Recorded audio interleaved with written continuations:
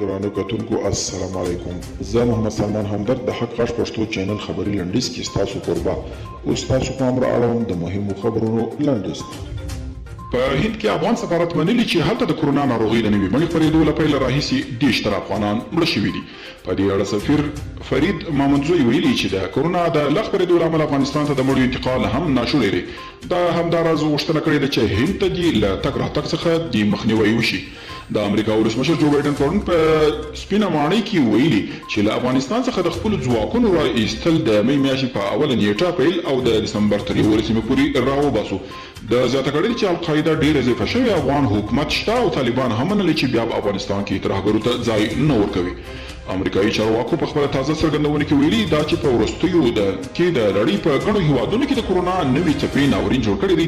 نو له همدې امله امریکا غواړي 80 میلیونه ډوزه استرازینیکا واکسین د نړۍ په هیوادونو وویشي.